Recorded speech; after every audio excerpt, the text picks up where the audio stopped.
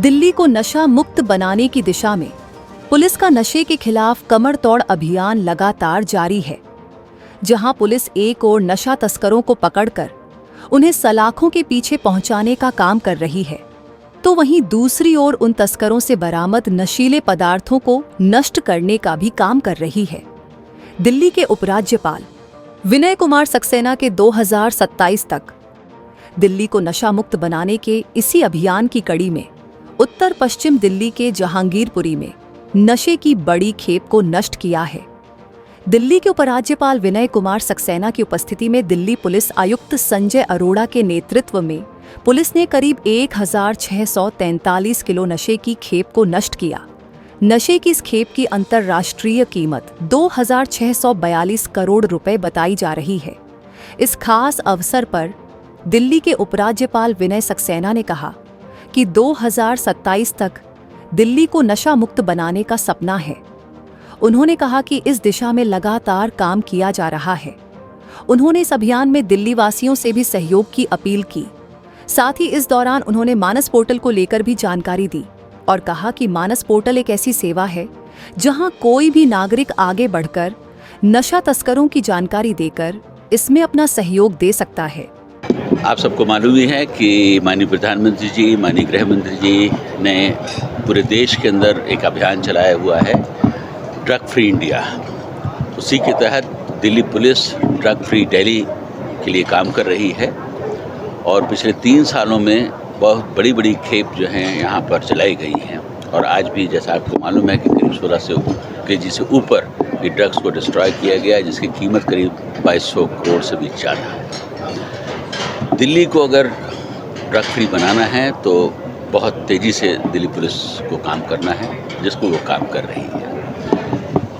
एक अभियान चलाया गया था कुछ समय पहले, जिसमें 1 महीने तक schools, colleges, auto rickshaws, taxis, पान की शॉप्स, जहाँ जहाँ पर जो लिंक्स होते हैं ड्रग्स को सप्लाई करने के, उन पर बहुत सख्ती से कार्रवाई की गई।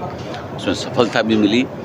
मैं आपको एश्योर करना चाहता हूं कि दिल्ली पुलिस जिस तेज़ी से काम कर रही है दिल्ली को ड्रग फ्री करने के लिए, उसमें हमें सफलता मिलेगी।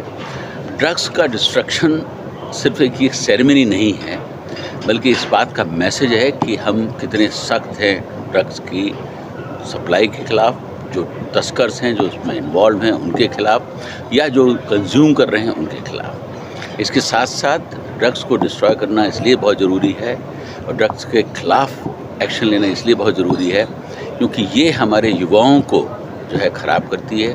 जो हमारी युवा पीढ़ी है, जो हमारा फ्यूचर है, उसके भविष्य को जो है अंधकार में डालती है। इसलिए इस अभियान में मैं चाहूँगा कि हर व्यक्ति साथ दे। एक पोर्टल आपको मालूम है कि मानस नाम का पोर्टल है, उसमें कंप्लेंट्स करें।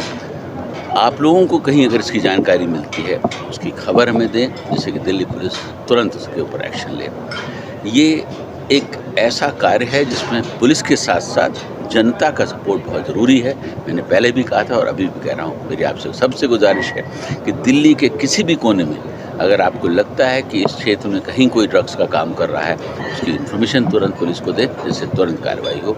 और हमें यकीन है कि आने वाले समय में हम ड्रग फ्री दिल्ली बनाने में सफल होंगे। धन्यवाद। देखिए, जो जहाँ तक ड्रग का सीजर की बात है, उसके बाद हम लोग FSL से रिपोर्ट लेते हैं और उसके बाद कोर्ट का ऑर्डर लेके हमारी अब ये कोशिश है पिछले 3 साल से और ज़्यादा, और पिछले कुछ समय में कमिश्नर ऑफ पुलिस साहब का ये आदेश भी है कि जितनी जल्दी हम लोग जो सीज हुई प्रॉपर्टी है और ख़ासतौर पे ड्रग्स हैं उनका निस्तारण करें। तो इसके बाद इन ड्रग्स को जो सीज ड्रग्स हैं उनको एक कमिटीज होती हैं, उनसे इंस्पेक्शन करके और इसको जल्दी से जल्दी डिस्ट्रॉयल की प्रक्रिया होती है, उसको हम लोग कर रहे हैं। तो आज भी आपने देखा कि लगभग 1600 kg से ज़्यादा 2600 करोड़ रुपए से ज़्यादा की ये ड्रग्स जलाई गई, जिसमें जिलों का भी सहयोग है, स्पेशल सेल का भी और क्राइम ब्रांच का।